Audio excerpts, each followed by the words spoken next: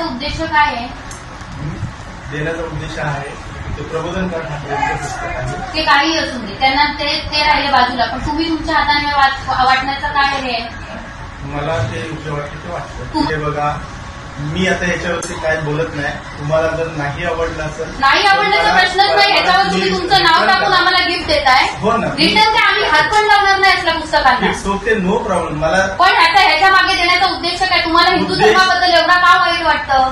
मला काही वाईट वाटलं मग का दिलं तुम्ही आम्हाला? ते पुस्तक लिहिले त्यांनी पण तुम्ही पुस्तक ते आले का? प्रबोधन ठाकरे आम्हाला द्यायला आले का पुस्तक? नाही आले ना. मग तुम्ही का दिलं आम्हाला हे पुस्तक? आमच्या लोकांना हे गिफ्ट म्हणून का वाटलं? तुमच्याकडे एखादी वस्तू नव्हती का वाटायला? तुमच्याकडे दुसरी वस्तू नव्हती का वाटायला?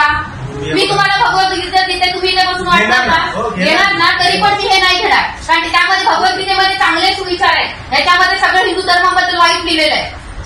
ठीक आहे, हरकत नाही. तुम्हाला वाटते मी माफी मागावं. मला मी सगळ्यांना माझं समजते, त्याच्यामुळे तुमच्या भावना दुखवल्या असत मी सगळ्यांच्या समोर माफी मागतो. अजून काय? बस.